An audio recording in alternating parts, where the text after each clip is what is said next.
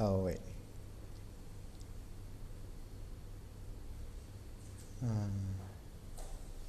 Alert from Microsoft PowerPoint. Continue to share this PowerPoint window. Can you see the slide? Look like the light is a little bit cozy and romantic.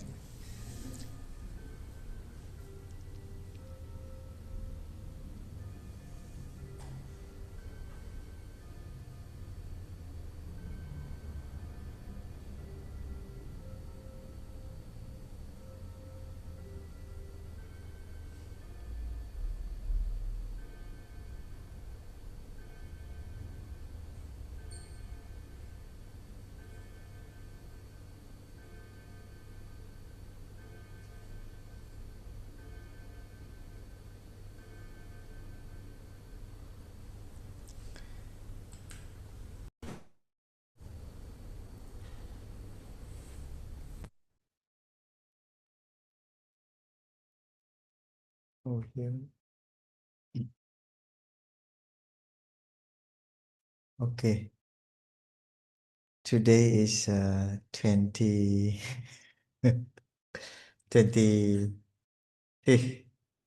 of March 2026. We are in the Sangha House, Joyful Garden Sangha in Singapore. And this is the fourth class and will be our last class for the 5 mindfulness training. And usually for the 5 mindfulness training, it's kind of very easy to share, especially during the retreat. We just say a little bit, but this is a very in-depth class. Yeah, I also have a chance to go deeper into this 5 mindfulness training, and thank you for this opportunity. So let's begin our class with 3 sounds of the bell. Let's practice listen, listen. This wonderful sound brings me back to my true home, and we follow our in breath and out breath, and relax and smile.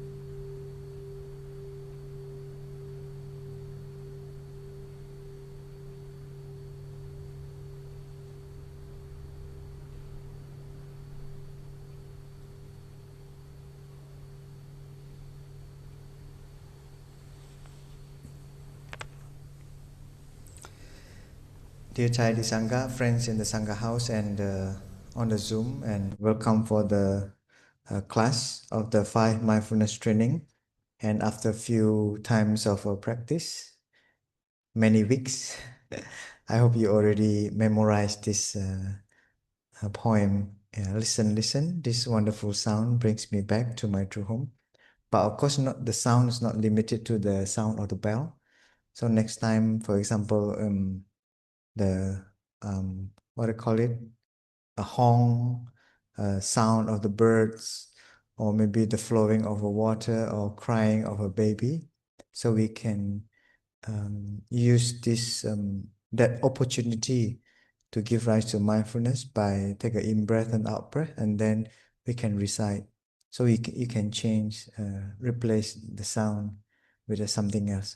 For example, listen, listen. This crying of a baby, or this sound of a chirping bird brings me back to my dream. So you can replace it. So in a way that it's kind of very interesting to have a practice like that. Yeah. And we are in the class of 5 mindfulness trainings, and we have covered the first, second, third, and the fourth. Yeah. And then tonight we will cover the fifth mindfulness training, the nourishment and healing. But the class is a little bit, I have to go a little bit faster, because usually each session we can share like a one trainings. Yeah. But the first class I share like two, very um like a little bit rush. Yeah. But it's okay. So after the third, the fourth, and the fifth is each session is one trainings, and actually I still receive quite numbers of email entered to my emails account, and there are a few things I would like to address and discuss, and there's a lot of interesting things. Yeah. So actually, reading your emails is bring me a lot of joy and happiness, and a lot of new insight, because I can look into how you look at your life and your surrounding. Yeah, so it make my eyes so wide, so like how my eyes become a lot. Yeah, it's quite interesting to look, because you like feeling, even though it's a journal, but yeah, I feeling like I read a story of yours, and try to feel this is how you feel. Of course, there's a happiness, joy, there's a suffering, there's a difficulties, there's a challenging moment. There's all kind of mixed feeling, I can tell, mixed feeling. But every time when I read your journal, I have to take a in breath and out breath. Sometimes smile, sometimes like so difficult, because there are people who write a journal very like a very small, so it's difficult to read, but still okay. I manage my suffering.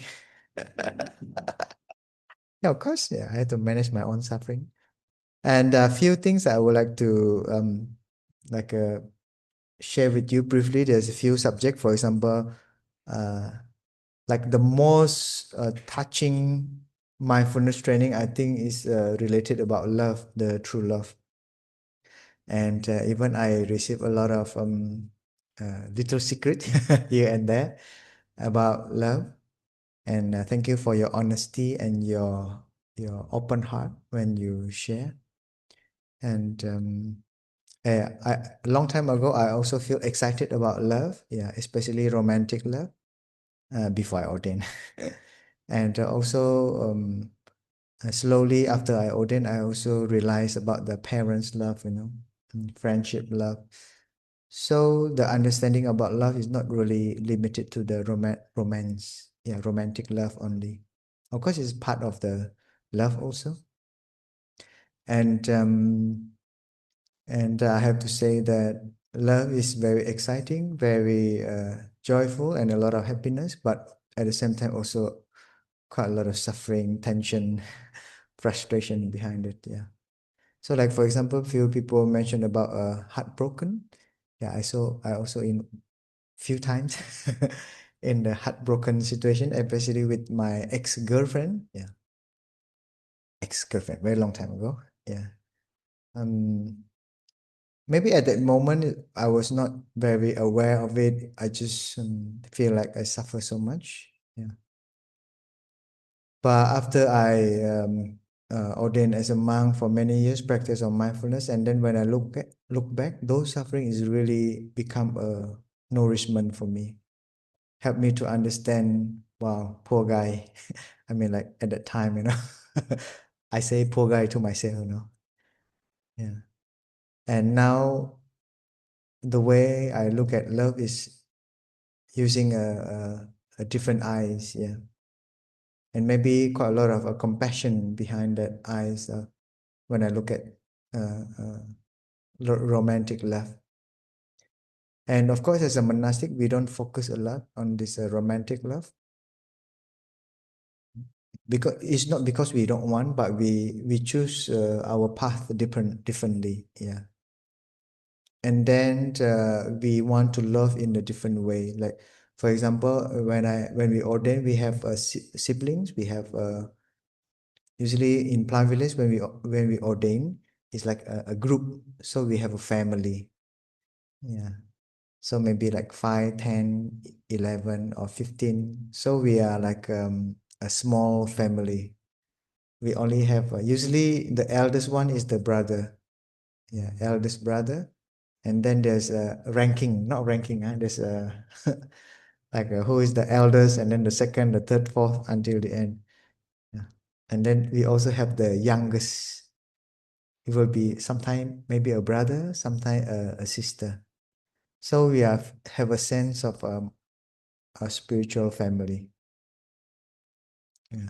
And then try to love them in a way that not involving a romantic love. To love them in a sense of siblinghood, sanghahood, and a spiritual sense. Yeah. So it's giving us a chance to love them in a different way. Yeah, I have younger sisters. Yeah, so to love them in the sisterhood way, in the sense I have a blood sister, younger sister, so I can love. But my love for my blood sister and for my spiritual sister sometimes can be a bit different. Yeah, it's a lot of things to discover, and then to love. For example, when we gather together in the Joyful Garden Sangha, actually we are also forming a family. So the love of that love, you are welcome to explore that different aspect of love. Yeah, love in the humanity, love because of we are in the same path, love because we are interested in the mindfulness, love also because we have a same teacher, love because we are like we love similar activities like this, a meditation or mindfulness. So at the end, all kind of love become my teacher, and I hope uh, your love also can become a teacher for you, can teach you a lot of things. I mean, help you to realize a lot of things that maybe you never have a chance to realize. Like to love a younger brother or younger sister that nothing related to me, like blood related. It's very interesting. And then even sometimes the love is even very pure. Yeah. For me to love my elder sister or my younger, yeah, my blood siblings, sometimes not too close enough. But the sense of closeness in the monastic, sometimes I feel is even deeper. So how deep is our relationship with other people, either related to blood or not? Something can be very differently. Yeah. So I hope the love not only giving you a lot of suffering, joy, happiness, but it also teach you a lot of things. And of course, I really happy to read many people's practice of the gatha of brushing teeth meditation. And please do not stop until I mean, you can continue to practice it. Yeah, no need to stop. If you like it, please continue. Yeah. Like today, a friend asked me my personal experience about brushing my teeth. Yeah, I suddenly realized there are times that when I was so tired, I want to go to sleep already. So I want to skip my my 2 minute happiness of brushing my teeth. But just thinking of brushing, because I have done it maybe thousands or millions of times, I lost my count.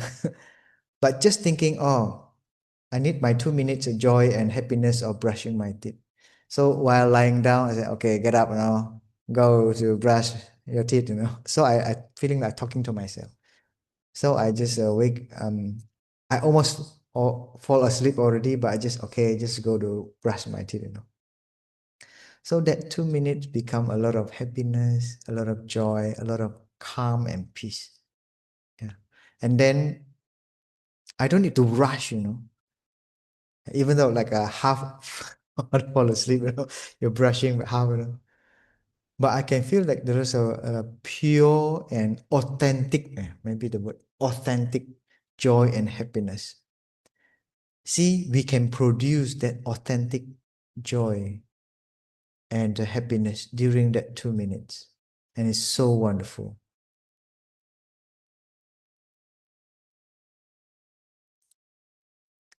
And that 2 minutes of brushing my teeth, well, after I finish, I return to the room and lying down. The joy and happiness still there. So when I close my eyes, I keep smiling. I cannot like, oh, this is the effect of 2 minutes brushing my teeth. So I already close my eyes, lying down with my blanket on. I close my eyes. The sense of pure joy and happiness is still continuing inside of my heart and my maybe my mind. So I fall asleep together with the joy and happiness. So you can imagine maybe a lot of good dream. People say a sweet dream. Yeah. And then the quality of the sleep is really good. Because sometimes I wear my watch. So in the morning I'll wake up and then I will check what is the quality of my sleep. Just for fun. But you can even without the watch, actually you can feel it how good your quality of sleeping at night. Because your emotion, your mind, how you think the whole day, I think is quite a lot determined by the quality of your sleeping. So if you fall asleep in that kind of state of mind, I think you can become automatically, naturally a happy person. Yeah. And then a lot of time I try to challenge myself. Yeah. I challenge myself, say, okay, let me have a bad dream tonight. But my mind refused to do that. It's so funny. I try a couple of times because maybe there's many times I have not felt any crazy dream um or not the dream that kind of very scary is become less and less. So there are times that I instructed my head, hey brain, hey mind, go have I want to experience a crazy dream, but it doesn't appear. But I'm not disappointed because of that, because I know where's the limit of my mind right now. You see? Yeah. So please continue the brushing your teeth mindfully. And there are few numbers of email talking about perfectionism. Well, I think many Singaporeans they are quite perfectionist. That almost there. Yeah. They want to do things perfectly. Even put the shoes, they make sure that it's very straight, 90 degree or something with a very straight one. They will suffer due to the imperfection. So actually, I told you I replied the email saying, uh, your perfectionist is not complete, I say. Why is not complete? Because you only host the idea of a perfectionist. Because the complete perfectionist, you have to be both the perfectionist and the imperfectionist. You need to have both to be completed. Because you are drawing a half circle on it. Like in the calligraphy, we want to draw a full circle, right? But if you are a perfectionist, it means you only draw a half circle, right? But the other half, you stop somewhere there. Because the other half is the imperfectionist. To make the circle complete, you need to accept both. Yeah. So it's kind of like meaning that you are not extreme to one side only. If you are perfectionist, you are extremist, and a lot of suffering will following you. And good luck on that. And there are a few people asking that why Plum Village you don't have like a systematic I don't know whether this is the correct term. It's mean like a step by step, like you do the first step and then the second one, the third one. But every time you come to the day of mindfulness, you receive different things and you sound confused. Where should the begins? Where the start? Where end? Yeah. But our life is so different. We cannot like generalize all a life of our every person. So I think there's just a little, maybe structurized, not systematic, structurized, structurized practice. But Plum Village, we don't really too structurized. But if every time you come to the Sangha house or to the day of mindfulness, you will receive a certain practice. Maybe at the very beginning, you will have a singing meditation a little bit, guided sitting, and then I don't know, something, listening to the Dhamma talk. Yeah. So when you feel joy and happiness, and then you feel calm and have a lot of clarity in your mind, then we water the seed of the good seed in you by the Dhamma talk. So the Dhamma talk is like a rain to water the good seed in you to grow. Yeah, like that. And then we have that one is like the sense nourishment. And then we also give you, well, not give, yeah. I heard in Singapore you have to bring your own bento. Not bento. Bento is the in the Japanese lunchbox. Okay, yeah. You have to bring your own lunchbox. Yeah, yeah, I heard. Yeah. So after the dharma nourishment, then you have that solid nourishment like a rice or bihun or laksa or fried rice or something. So you nourish yourself. But when you nourish yourself with the solid food, we eat mindfully. And so a lot of mindfulness there. And then the best part of the pick one is the lying down meditation. The orchestra moment. Yeah, I mean, like sometimes people they fall asleep and there's a lot of snoring here and there. Yeah, and then we have a sharing. We allow the all friends to also share, like in the Dhamma sharing. So it's kind of quite complete day of mindfulness in plant village strategy. It's also a little bit structurized. Even though sometimes the subject can be different. So then from the practice, we can just draw from any practice, like when we have to deal with our life, many situation, deal with certain people, deal with certain situation. Okay, there's a story of a training a horse. Okay, story, maybe you will remember. Like there's one time there's a horse trainer, he came to visit the Buddha and seeking for advice. But before he asked a question to the Buddha asked him a question first. Hello friend, may I know what is your profession? Inside, he said, "Oh, I want to ask question. Why the Buddha asked me a question first?" But maybe there's the dress or something, attire quite different. So the Buddha asked, "Oh, may I know what kind of profession you're in?" So he said, "Oh, Lord Buddha, I'm a horse trainer." Oh, horse trainer. Okay, if you're a horse trainer, please share with me how you train your horse.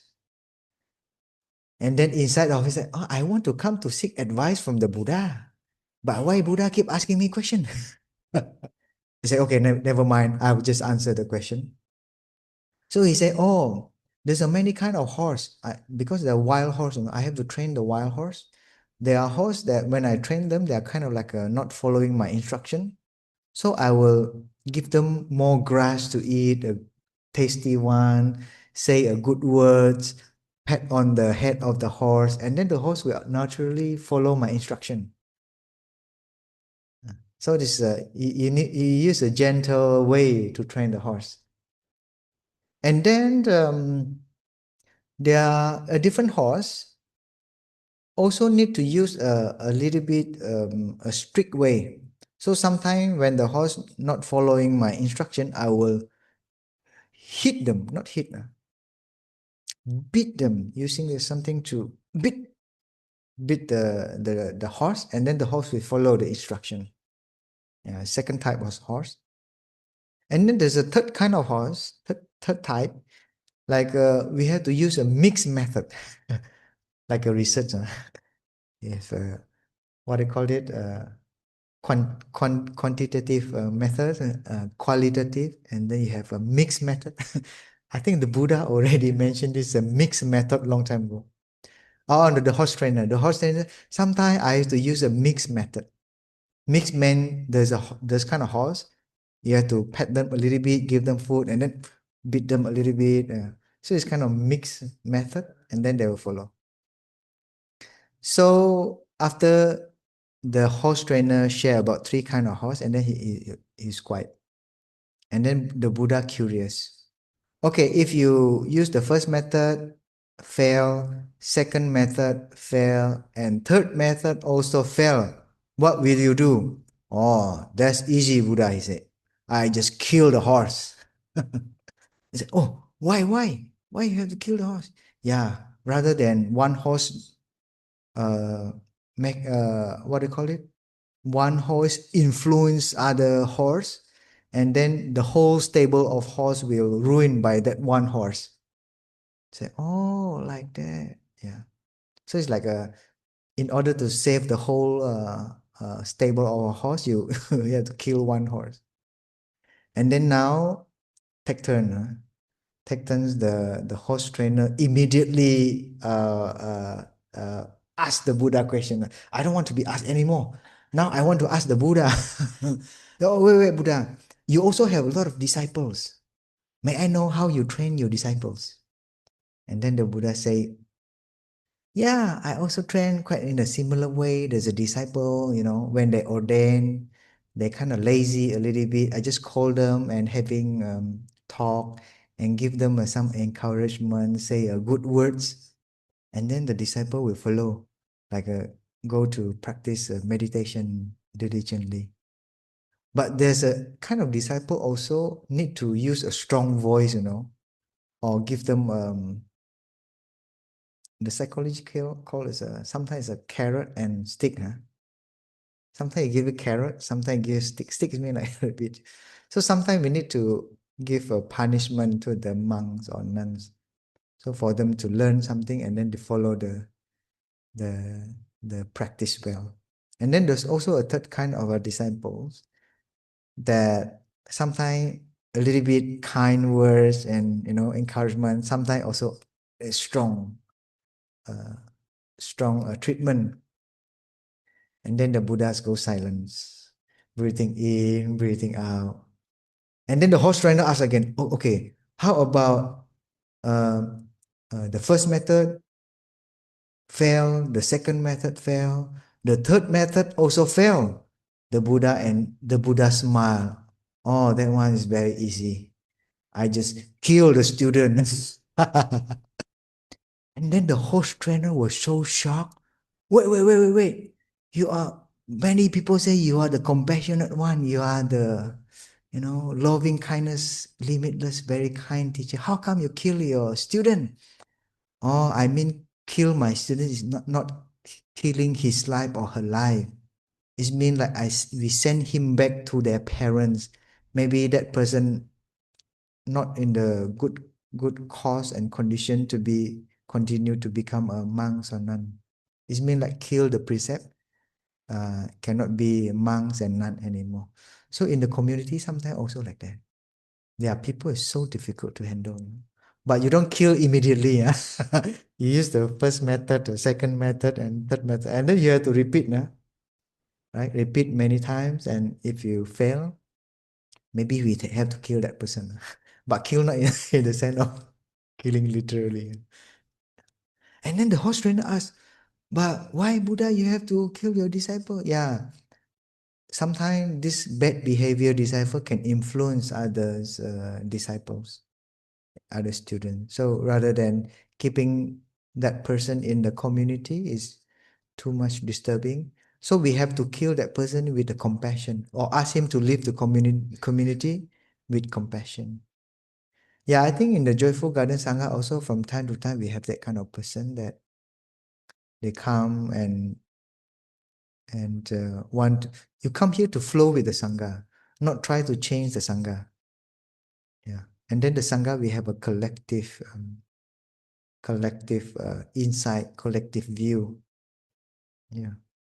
Okay, this is a horse training. I think you train your son or daughter, you train your dogs, you train your student.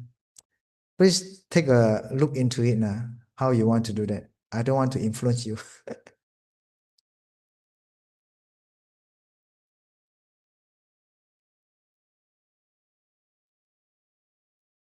Okay, I'll be quick. What is the next one? Next one is the complexes. Yeah, complexes is related to the superiority, inferiority, and equality. So these three complexes all have problem. And now maybe you're confused. Then which one we have to use it? I think the best is to be mindful and at peace during that moment. So there's a moment that you feel that you are very inferior. Inferior means like I cannot do anything. I always fail. I'm not very successful in front of other people. But it's not really true, 100%. Yeah, because for example, after I at the very beginning when I ordained, a lot of people saying that this is a failure path. It means like maybe I encounter a lot of failure in my life, so I ordained. So like escaping, I run away from my life, so I ordained as a monk. So there are times I also feel quite inferior because feeling like maybe I fail in my business or fail in my romantic life, fail in my life, so I become ordained as a monk. But people will have that perception, right? So when they say like that, it influenced me. I somehow believe a little bit. So I feel a little bit inferiority. But the other time also I feel superiority. See, I'm a monk. I can be happy very easily. You, good luck of you. You still running around to looking for Sing dollars. So, so we have to observe the complex. Yeah. Even want the equality. Equality also have a problem because you want. There's quite a lot of people try to earn the equality through social media, through many things. The way I was talking, sometimes maybe he or she have a lot of trauma or something happened, so that person want to be equal to everybody, but in the quite negative sense. Yeah, like it's a little bit difficult to explain this equality complex. But we want to be mindful in all kind of complexes. When you are in a superiority complex, maybe you can breathing in, breathing out,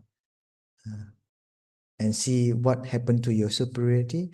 If you're in a inferiority complex, and then you have to breathe in and out, see what will happen after the mindful moment. Yeah, including the equality.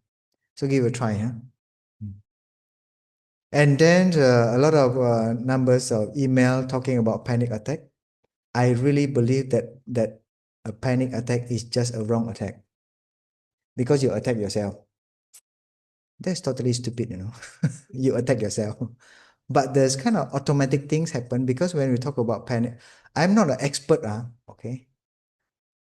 But I really believe that a panic attack is feel like you attack yourself, then you cannot stop yourself from attacking yourself. And then I believe there's a kind of quick response to like an automatic response, attack yourself, or you receive a certain sound, you see a certain situation, and then you got frightened of yourself, and then you cannot handle that moment. But of course, this thing is related to a lot of like a feeling, perception, mind, and then there's a nerve, what call it, nervous system that build over times. Yeah, because you keep repeating it. So you still will have that panic attack, But with the mindfulness, I think you can slowly create a new, they call it a neural pathway, new neural pathway, like a new connection. If you don't create a new connection, then you will return to that connection all the time. Yeah, that panic attacks, that wrong perception. Every time you meet a certain people, you will always give rise to a lot of hatred, right? Yeah, that one, please. So panic attack is not like a 1 day, 2 day, 1 week, 2 weeks practice, but it's really need quite a longer practice, because there are people like you just say something, it's suddenly like that. Like cannot really stop. Yeah. But if you can practice make the mindful breathing as a new power of yours, I think you are in a good position to create a new neural pathway. And talking about toxic people, there's a lot of email keep talking about toxic people. Actually, the most toxiest, the toxiest. What should we use? The most toxic person is you yourself, because you produce a lot of toxin in your head, in your mind, and then you consume yourself, and then you blame others for being a toxic person. Of course, sometimes there's a friend who like to say something bad. If you listen, you feel the toxin enter you. But there's a toxin inside of you, the toxin inside of you that resonate to the talking of that person. So don't always blame the other person being a toxic person. Yeah, of course, when you have that kind of person, you can take a distance. Ah, yeah, this person so toxic. Every time open their mouth, talking bad about other people. Feeling like maybe need to take a distance from this kind of person. Okay, please go ahead, take a distance. Yeah, but do not hate that person, because you also have a lot of toxin. You create a lot of toxin inside of you, and then you consume yourself. Remember, huh? If you are not very aware, you're not very mindful, and then you create a lot of uh, what do you call it? Poison, poisonous mind. Yeah, many tears. Many tears. It mean like sometimes people think that when you cry, you are a cry baby. You are very weak. But not all the time like that. I think there's quite a lot of tears that symbolize a strength, a powerful, and a transformation. I remember one time, long time ago, I received somebody offered me something to eat. So when that person offered me something to eat, I receive it using with my both hand. Because in our tradition, it's okay to receive a woman offering some things for me to eat. So I receive with my two hands.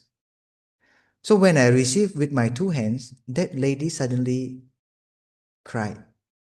I said, uh, I didn't say anything. I just received the food from the lady, and suddenly she's in tears and a lot.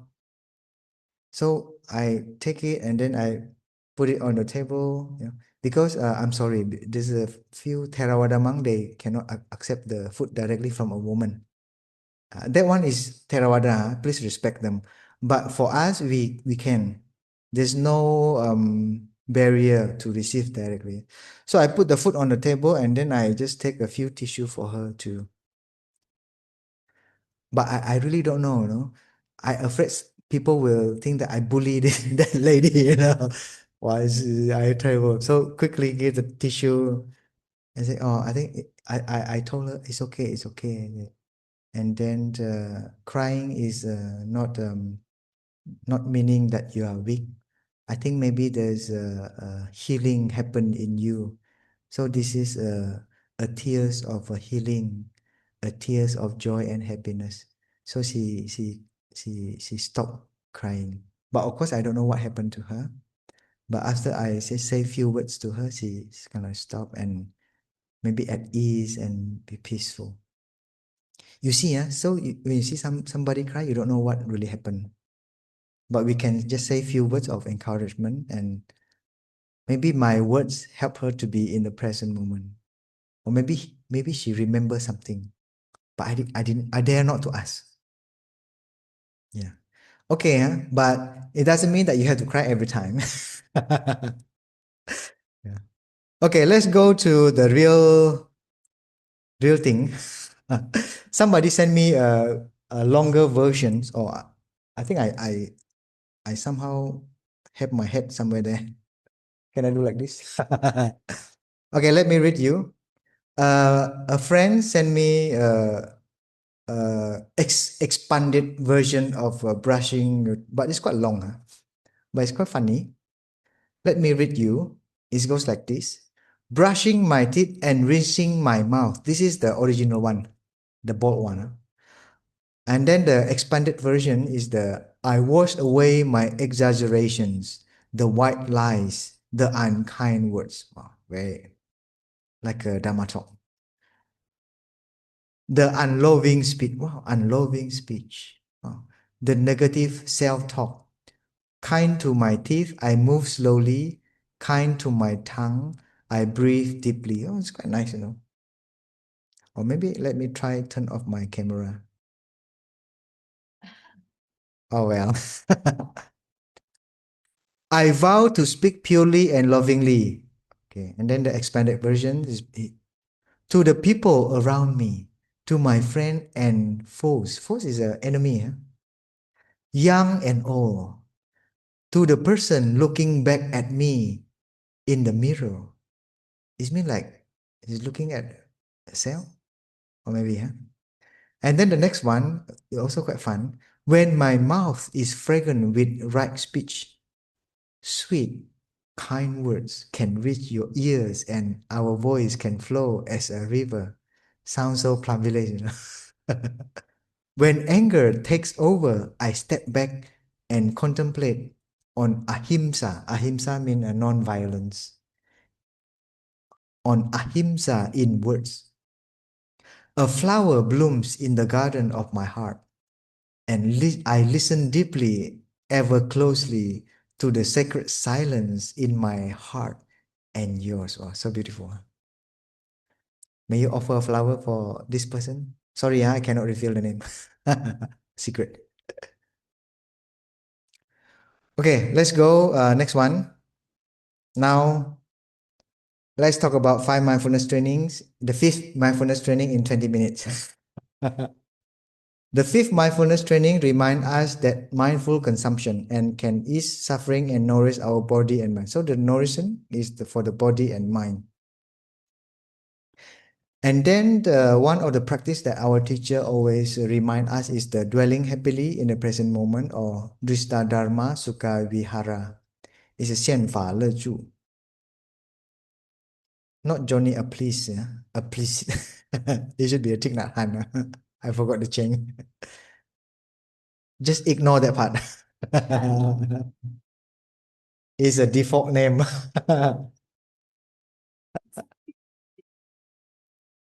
Okay, so I found out there's a quite interesting thing. It's called a 7 kinds of names for the meditative concentration, because that Xian Fa Le Chu, the Drista Dharma Sukha Vihara, actually one of the meditative concentration.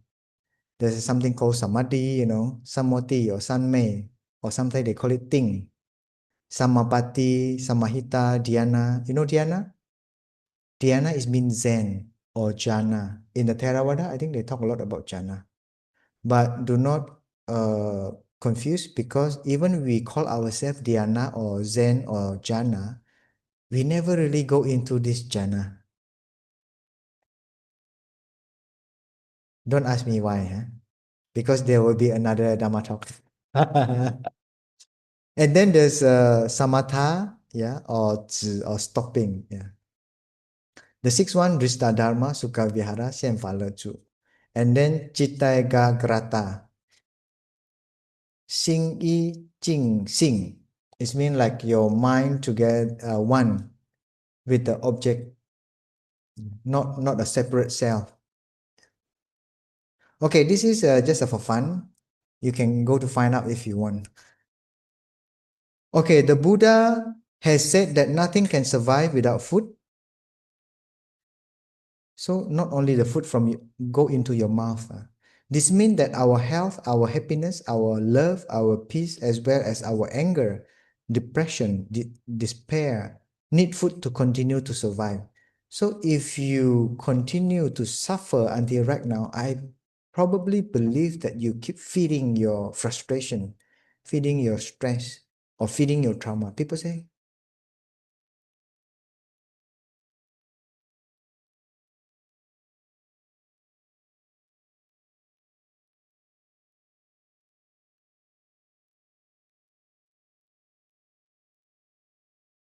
just take an example like a trauma. Of course, trauma something is very deep down, not one day, 2 day, 1 week, 2 week, you can really transform it. But when you are unmindful, you are keep feeding your trauma. So it's getting bigger and bigger. So no matter how many uh, psychotherapists you go to meet the psychotherapist, how many money you spend, if you don't really give rise to mindfulness to recognize this trauma, it will be very difficult to transform it. We want to transform the trauma, yeah? Not to throw it away.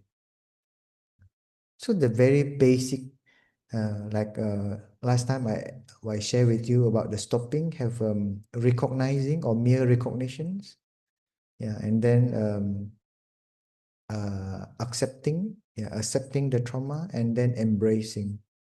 So when every time the trauma appear, you just do it again and again. So the power of that trauma becomes smaller. Yeah. So we transform in that way.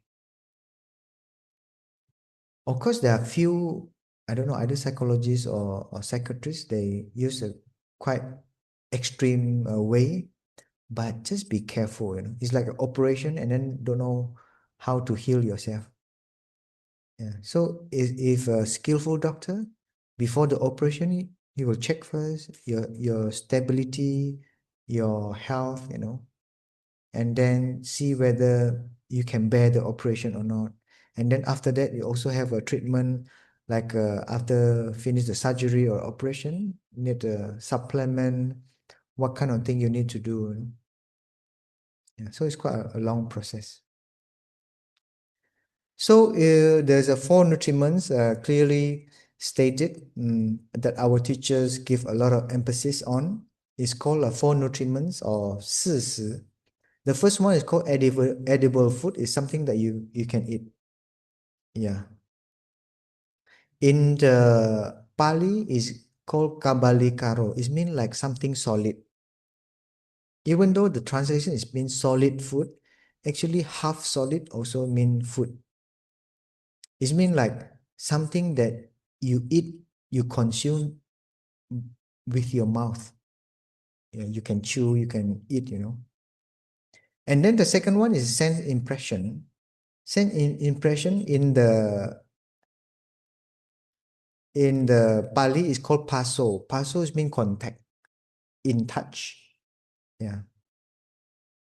That's why our teachers use a sense impression. It means your eyes, your ears, your nose, not included your mouth.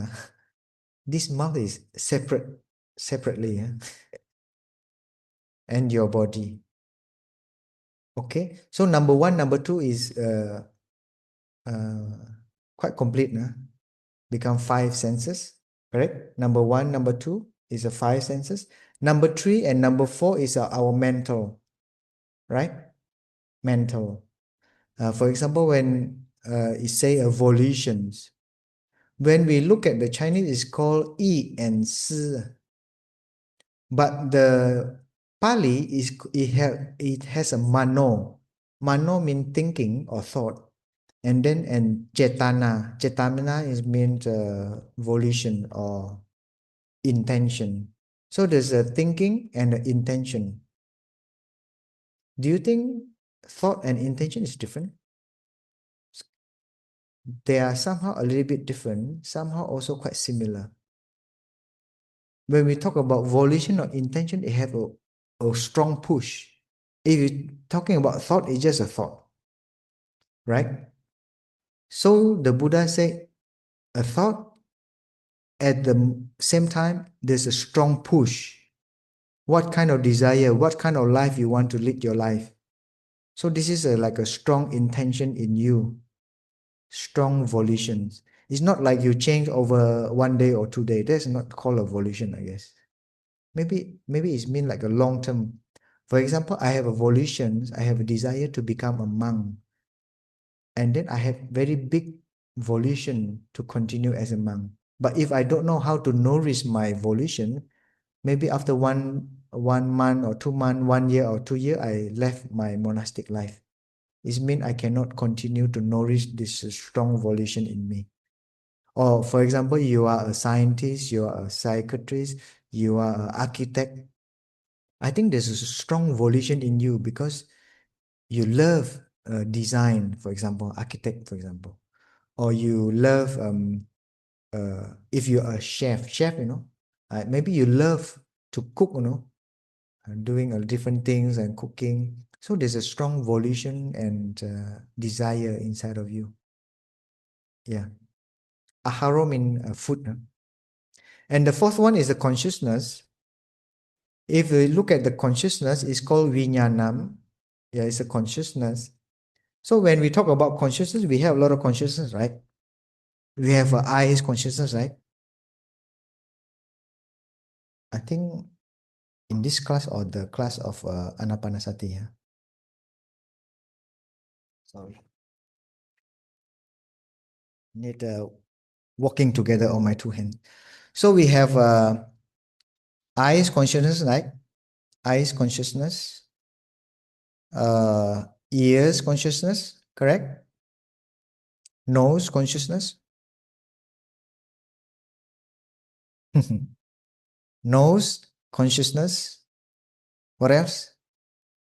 Tongue, tongue consciousness, correct? What else? Maybe skin or body, huh? Maybe body in general. Body consciousness. What else? And we have another one called mind consciousness. So all kind of consciousness. And then within the mind consciousness, we also have called a manas consciousness. Manas consciousness. And then we have another one called store consciousness. Storehouse. The alaya. How many we have? 1, 2, 3, 4, 5, 6, 7, 8. So this one usually called a seven consciousness. This is the, oh no, sorry. This is the six. The six. This is the seven. This is the eight. Right? 1, 2, 3, 4, 5. Yeah.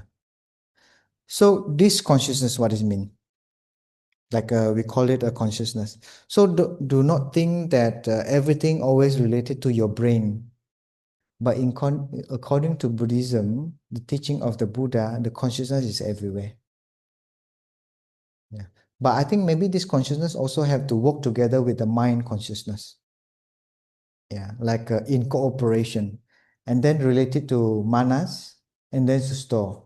Because these three, maybe we can say that this one, we have organ, like organs,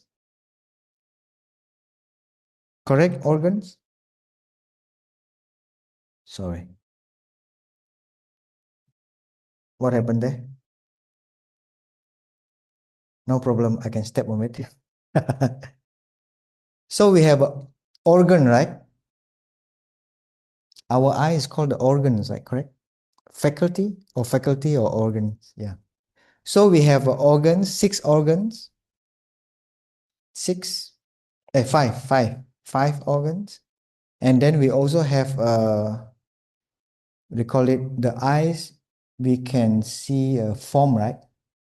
Form, sound, correct? What is nose? Huh? Smell, huh? Not the aroma or something. Okay, lah, smell lah. Smell. Okay, no more. Let's change to green one.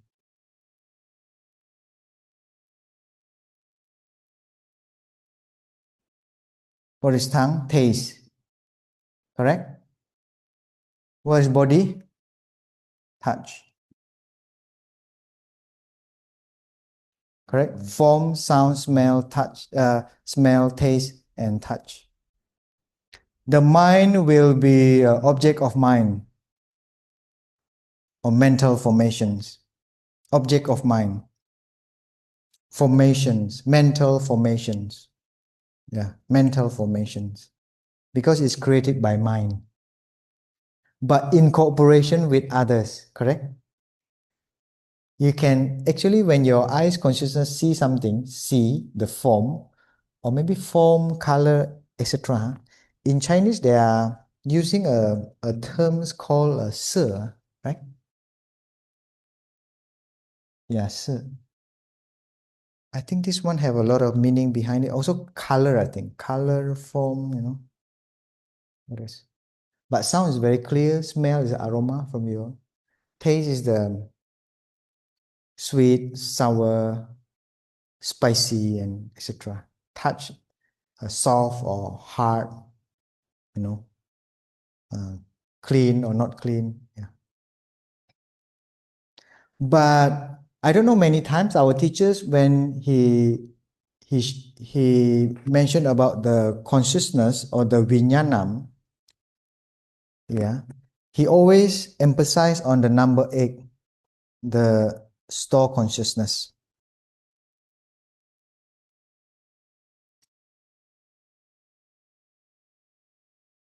Store, right? Store, store, huh? 尝试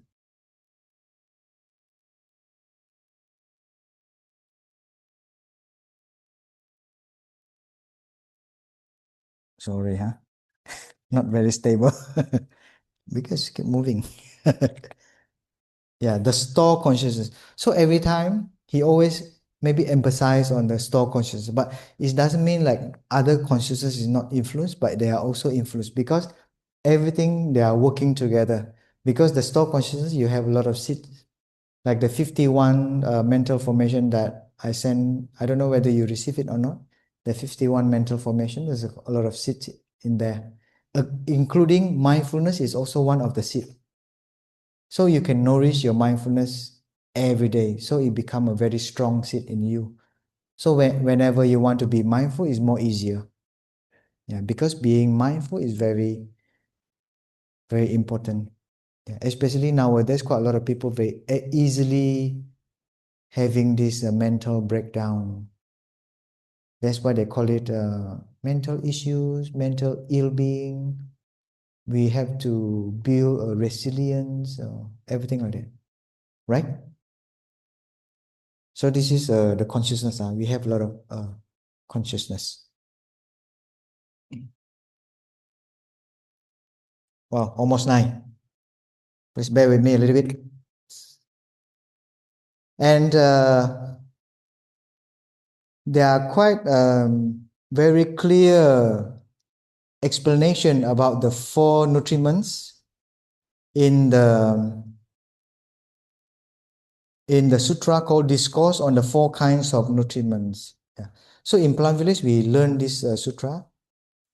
Even our teacher combined it with the Chinese sutra is called 子肉.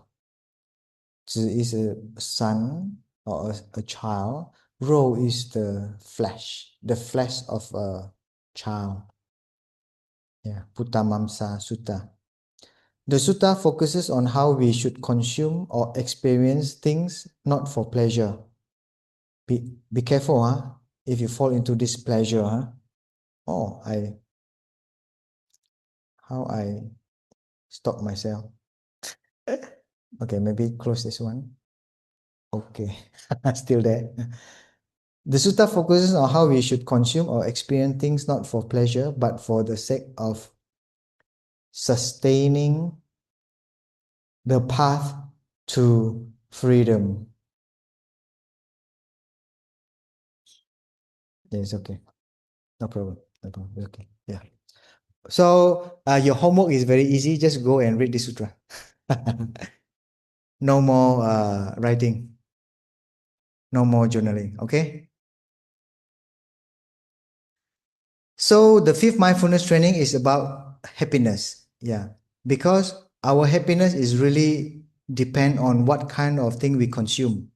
Either via by our eyes, ear, nose, tongue, body, and mind. Even we can produce something, we consume ourselves. The volition that you produce.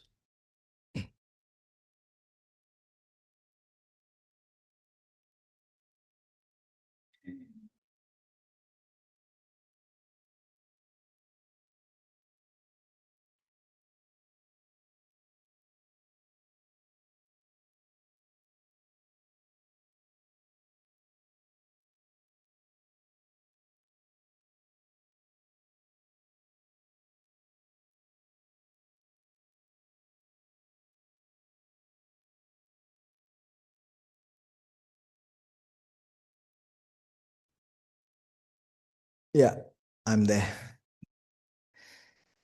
So, like when you think of something randomly, and then that thinking can become your own food. So you eat your own, you consume your own mind. If you think bad about somebody, so that bad thinking at the end become your consumption, become your own food. So if you generate a lot of bad thoughts and then you eat, you consume it by yourself,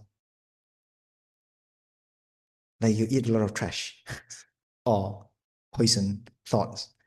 Yeah, so be careful. So rather than thinking about bad things, maybe you just breathing in. I know my in breath, breathing out. I smile. This is a good consumption. And then the worst thing is our mind can run very far and very wild, and then without us knowing it. This is the most terrible things. So you feed yourself a lot of poison and toxin without you knowing it. Good luck. So we consume because we want to be happy, because we think that buying things will become make us happy. Yeah. Or watching a drama. What is the best movie that Singaporean love to watch? Korean drama? What do you know what? Anime? Anime maybe for young people, huh? Or manga? Manga is the comic. When I was young, I also loved to read comics. My favorite. But now it's okay. Even though still when I look at Dragon Ball, wow, very excited because it's bring up this childhood memory. Dragon Ball, Doraemon, love it. Don't know, eh? You don't know? Doraemon probably you know, right? Doraemon or Xiao Ting Tang, yeah, correct. I like the most the Dragon Ball. I read it every time. I have to save my own money to buy the comic. Yeah. And few every day I have to like put away certain amount of my money. My usually your parent will give you money, you go to school, pocket money, and then I don't want to spend it. I just put it aside certain amount, and then after 2 weeks, I get enough money to buy the comic. Because my parent will not buy for me the comic. They say it's useless. Why you buy a comic? And then during my time, there are time also very famous cassette, cassette. Wow, that time is like a 四大天王, I still remember like Guo Fuchen, Liu Dehua, who else? Zhang Xie and Li Ming. Wow, if they have an album, I really have to tighten my okay, these 2 weeks, don't buy anything, just save the money, put the money together and buy the cassette. At the end, I have a lot of cassette. And then the bad thing is I have a radio that can play the song. Sometimes what do you call it? The black things in the cassette, the tape, the thing. And then sometimes you just go out and wow, my goodness. That's so fun. But now it's so easy. You have MP3, you have Spotify, you have this YouTube. Long time ago is such a like what do you call you have to make a lot of effort to buy just that song. Now you download easily. Huh? So I cherish a lot my cassettes, my cows. But consumption is not true happiness. Yeah. But you want to consume in the way that make you a lot of happiness, right? Not a fake one. Huh? Be careful, huh? A lot of fake happiness there. People consume in order to cover up their suffering. So I think if you recognize your suffering, then you will not consume in a way that to cover up your suffering. Too bad now. If you cover up your suffering and then the suffering become a time bomb, it will explode one day. Yeah, so quite dangerous. This is what our teachers say.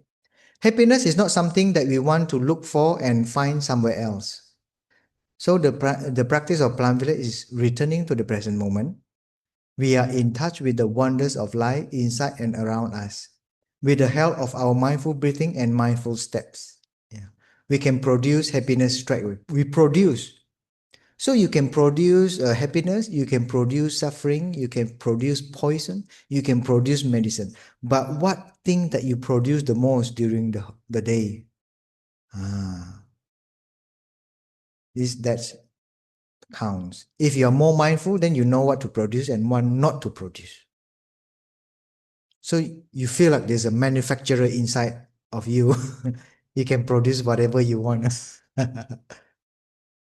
Produce wisely. Okay? When you are mindful, you know what to produce. Okay, just let me read you this. It's nourishment and healing. The first one is the first noble truth. First noble truth. The aware of the suffering. Yeah, is a mindfulness. Mindfulness. You have mindfulness. We can aware of the suffering caused by unmindful consumption. Okay, this is the subject. Yeah, the topic is unmindful consumption. Number two is the unmindful consumption is the cause. Yeah, that fit you to become a, a miserable person. Yeah. And then number three, I'm committed to cultivating good health. Okay, this is the well-being, the path to well-being. The possibility of well-being, both physical and mental too. Okay, physical and mental for myself. Yeah, for my family and my society. By practicing mindful eating, drinking, and consuming. You see, eat, drink, and consume. Eat by your mouth, drink by your mouth, and then consume by your other senses. I will practice looking deeply into how I consume the four kinds of nutriments I shared with you just now. The edible foods, the sense impression, volitions, and consciousness. Number four, how to do that? Okay, our teacher suggests that I'm determined not to gamble. I'm sorry, Singapore, do you think that ma piao is gambling? Yes, you are very sure. Yeah. But you just buy the ma piao. It's also gambling. Addiction. Or this ma piao and 4D is different or not? Same. So ma piao is a different name of a 4D. For charity. Oh, that's interesting, huh? So you like a feeling you give a donation to the charity, but by a little bit gambling, in the sense that you buy the number and then how much you get the money in. But my grandma always say like that. Capua kausu, say. She's using a Hokkien dialect to tell us that never touch this gambling. Capua kausu means like you play 10 times, you gambling 10 times, you lose 9 times. It means like you totally bo chuan. bocor 是什么? No profit at all. Gambling is totally no profit. But I'm not sure whether I saying like this against a government rule or not. Not. Okay. I afraid maybe I say something I will go against the government. I'm sorry. But the government allow the 4D, right? The 4D. They grant it, yeah. Or they just using a different way. Okay, it's a different view. But our teacher and a Buddhist point of view, please avoid gambling. And then nowadays, a lot of online gambling. They are totally crazy, a scam. I heard this from somewhere in Cambodia or somewhere in the Myanmar, Oh, that is crazy. But why is Thai not included the money laundry? I did not see money laundry here. Maybe we should put it there, not to gamble and money laundry. Okay, well, let's continue. I'm determined not to gamble, okay, or to use alcohol, drugs, or any other products which contain toxin. You see, such a certain website. Okay, website, yeah, for sure. Electronic games. These electronic games or online games is very crazy right now. A lot of transaction, a lot of money. They are quite intelligent people. They play very good, and then they sell the things. They sell the weapon. Sell weapons. Wow! But it's in the games, only games, but it's still it gives you an imprint that selling weapons can make you rich. I should not say the country. No, I don't want to say. Such a certain website, electronic games, TV programs. I hope all the TV programs in Singapore is good. Hey, I watched Channel 8 and Channel 5 long time ago. There's a lot of good things. Long time ago, There's one time, there's a little cartoon like a little singer, little lion, very cute one. Yeah, giving a good advice saying that if you want to something and then please queue, courtesy campaign. It's really stick in my mind for so long. So every time I want to rush or something, I will remember that. Oh, please remember to queue. If I arrive in Singapore, I feel like those seat is coming back to me. But of course, generally speaking, I will always queue. I don't cut the line. But in Indonesia, a lot of people cut the line. Yeah. So you want to be angry? No. I just breathing in, breathing out.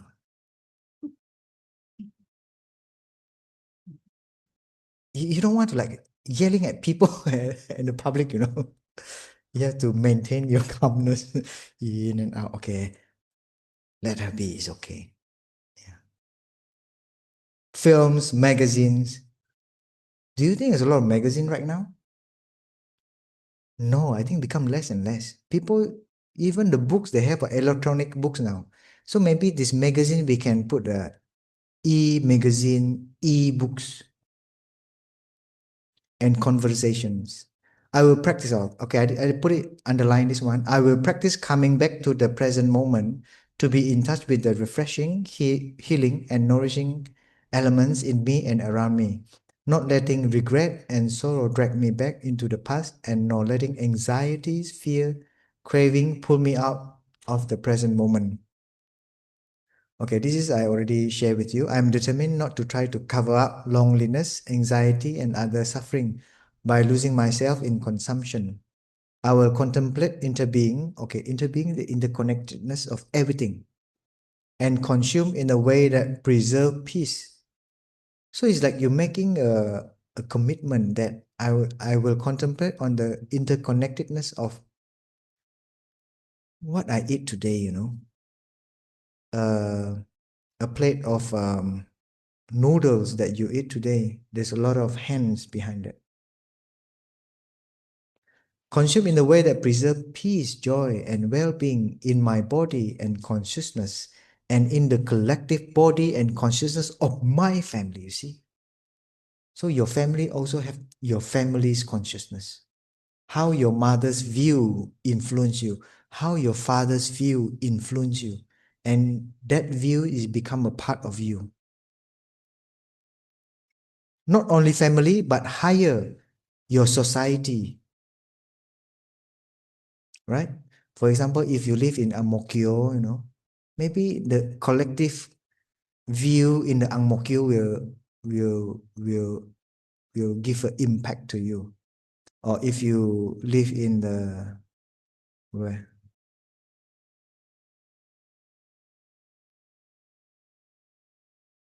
you live in the Orchard Road or maybe Bukit Timah or Sengkang or somewhere, maybe it will influence you. Yesterday I went to visit my auntie. So when I visited her, my auntie and her husband, they are playing this kind of mahjong, but not really mahjong. It's just a numbers. So when I arrived, they say, "Oh, please sit down." They continue to play. Only two of them, husband and wife, playing that. Is like a card game, but the shape is little like a mahjong. You know mahjong? But mahjong is very thick. That one is very thin. So all the numbers. So I just looking at them. Please wait. We want to finish the game. It's like a lot of numbers with different colors. I don't know what is it. I look at them play so fun, Okay, and then do you want to play? No, no, no, no, because I feel like it's like a gambling. I said no, no, I just watch.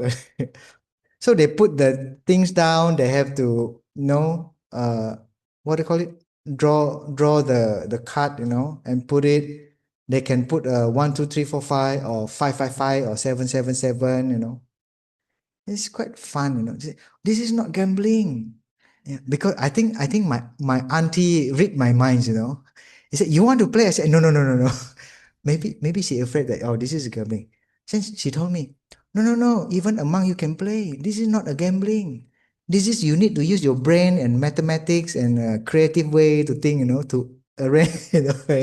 This is not gambling." She said. I'm okay. I said, I'm okay. But you see, after playing, after finish one game, okay, let's do one more round. So I started watching them how to play. At the end, I know how to play. Because I keep asking, hey, why you do like this? Oh yeah, the first time you have to 30, you put everything, you have to 30 marks. And then when you put, you can change this one, you can take this one, you put all like this. Oh yeah, yeah, yeah, it's good. Oh, anyway. Because a lot of elderly people, maybe they don't have things to do, they need to find entertainment, and then they have a schedule. After 4 at 4 p.m. they say, okay, okay, let's wait, we don't play anymore now, open the channel 8, watching this Taiwan movie or thing. So okay, so we talk a little bit and watch, and then she always give a lot of comments, this is bad guy, this person are totally this one is good guy. So I watching together with her. She's kind of explaining to me what about the movie. So funny.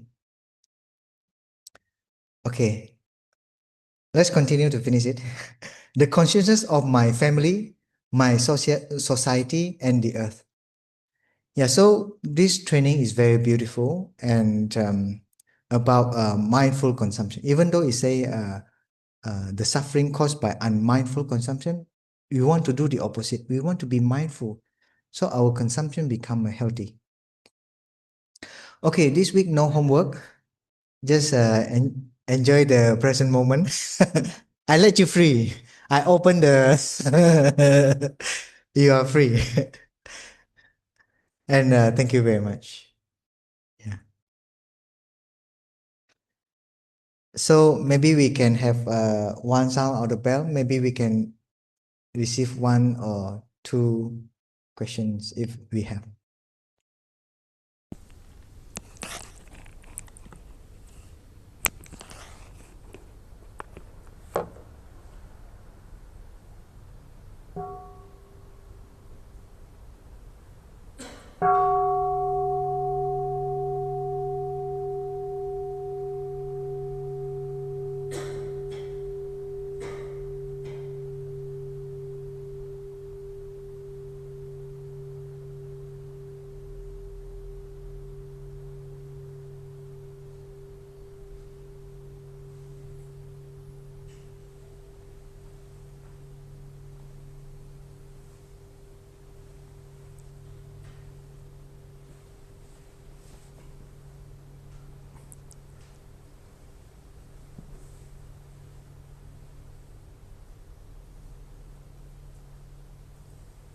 Somebody say I have questions.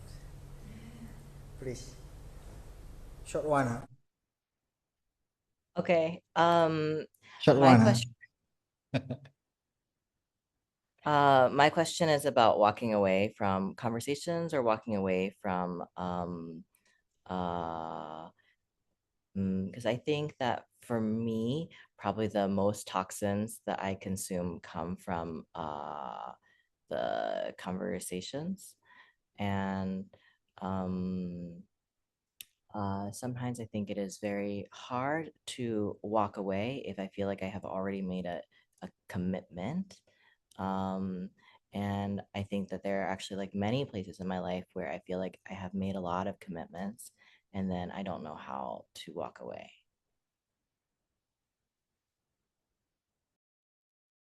During my life as a monastic, I also happened many times in the circle of very not very but kind of useless talk, useless conversations. But there are many situations on that. During that time, I was a young novice, so I afraid people will get offended. So I just stay there to receive the toxin, the useless trash. So I have to bear with it because they're inside of me. I say, okay, maybe just out of being polite, I stay there. Yeah. So this is one condition happen, and I was in that position many times, and then I dare not to walk away. But luckily, we practice mindfulness, and I believe the mindfulness getting stronger. So there are times that I find an excuse to go. Yeah. I find myself an excuse. Yeah. But that excuse is true, not like a excuse, but I like, no. For example, maybe need to go to toilet to wash my hand, wash my face, or I saw a lot of cups very dirty, or let me volunteer to wash the cup. Yeah. After I wash the cup, I return the cup and then I left. So it's kind of like a lot of a creative way that I consciously tell myself, wow, this is a lot of trash there. I don't want to trust my mind. So it's kind of option for you is a choice. Dare you dare to do it or not. But of course you want to do it in a way that very polite, people not get offended. There are many times that when the conversation become very tough, I will use the excuse to go to toilet. Sorry, I need to go to toilet. I really go to toilet just to wash my face, wash my hand. If I need to pee, then I pee a little bit, and then I will not go there anymore. Just go and disappear yourself. So find a good excuse. Try to, yeah, Asian people, we are try to be polite. It's quite important also, especially as a younger brother. Yeah, can give it a try, like that. What else?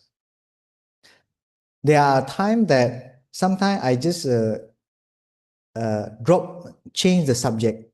So when they talk about this one, it's kind of useless talk. So sometimes I just randomly say something. So the topic of conversation be changed. Yeah, we're talking bad about that person, and suddenly we talk about something else. So the subject totally changed. But see how you can do it or not. It depends on your skill. But most of the time, I don't want to disturb them. I just ask a permission to go. And then later on, when I grow up a little bit elder, I'm kind of in the middle. Yeah, when I sense that the conversation become a little bit weird, I just join my palm and bow to them and leave. It's me. It doesn't mean anything. I just want to respect them. Yeah, because in our monastic culture, we want to do something, we bow, we join our palm and bow. Yeah, it's mean like, I'm sorry, I take my leave. And then they will look at you, but I already bow. It's mean I bow out. Sorry, I leave the circle. So in a way that I want to keep the good connection, good relationship. Yeah. Because that person is not totally bad. Yeah. Because there's a lot of good side of that person also. We have to acknowledge both. Yeah. Not making a conclusion that every time you meet that person, this is gossip guy, you know. This is gossip person, you know. Yeah.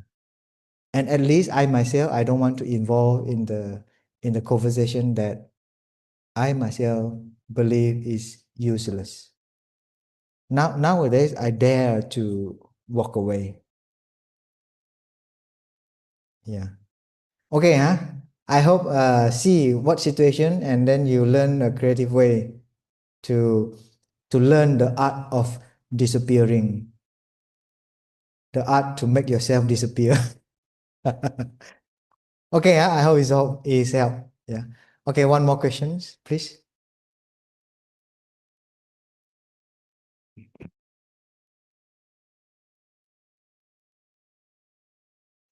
Dear Thay, dear Sangha, Kin bowing in. So before I give a question, I actually have 1.5 question. I just want to say the first time that Thay came on the first 5MT, he said that don't worry, time will pass very fast. So I think I really felt that, and I want to thank all the helping hands that have made these trainings possible. So my first question is out of curiosity, I wanted to ask Thay, after you have ordained, what happened to your Four Heavenly Kings cassette? And then just because simply for myself, like I'm also in the season of decluttering, but I'm aware of like all the waste that I'm producing, right? And then the second question is more of like a personal practice. In situations where panic attacks or trauma arise, would you be able to offer us like a demo and example of how mindful breathing can be practiced? Yeah, so these are the 1.5 questions.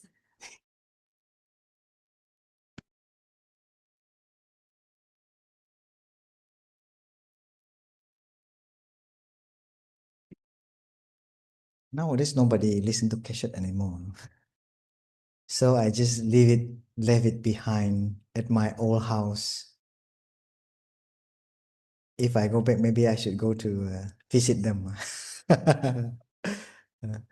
And then, okay, frankly speaking, I don't have this symptom of a panic attack. So it's a little bit for me to imagine what is the feel like if having a panic attack. But I witnessed with my eyes couple of times. It seems like that person also in Chinese called 无法自拔. It means like it just happened. If you have another energy that bigger than that, maybe you can overcome. So make your power of the mindful breathing can become very big. That even the panic attack that attack you, you can embrace with the stronger energy of a mindful breathing.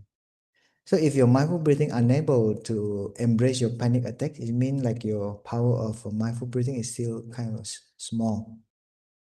Yeah. So continue to train because it's kind of like a very soft and very gentle way to handle the panic attack. But of course, I don't really cannot really feel imagine if I like the panic really attack me. Maybe I'll attack the panic back. I was like, hey, panic, breathing. You can try to do that like that. Yeah. But not sure, huh? Can or not. Huh? Maybe need a person who have a panic attack and then they practice a mindful breathing. And then using that practice, if he or she transform, to have that person to share, maybe it's more real. Huh? A little bit difficult for me to imagine. Yeah, I'm sorry. Okay, I'm also not very no expert on this field. Okay, I hope this enough for tonight, and thank you very much for the session. And sorry we need to end earlier because we have something else to do. For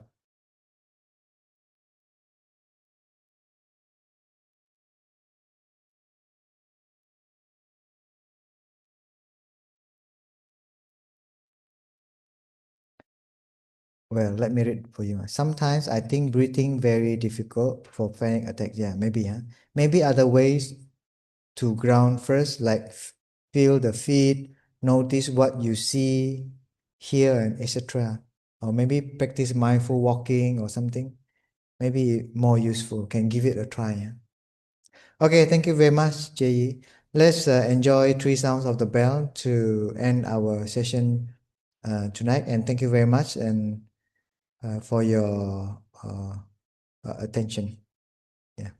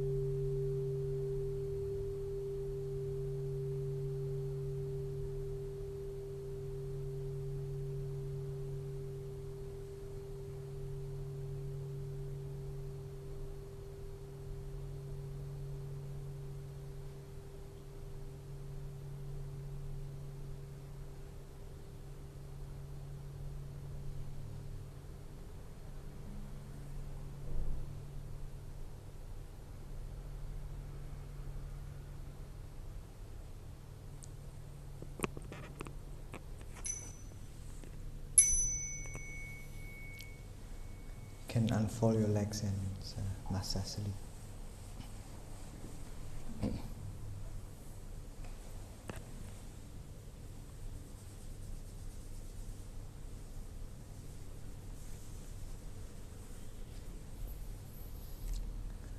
Thank you, friends from all around the world.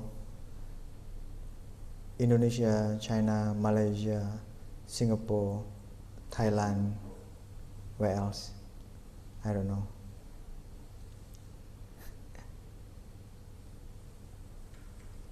With the next sounds, we can stand up and bow to each other and then for our ancestor teachers.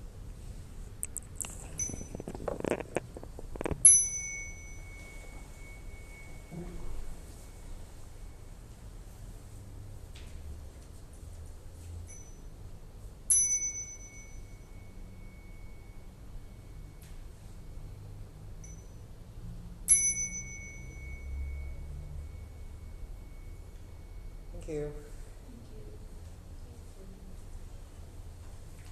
Maybe announcement?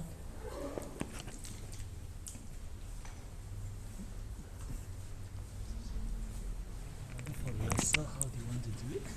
Just explanation. Explanation. But not without. Okay. But maybe need a little bit of projection.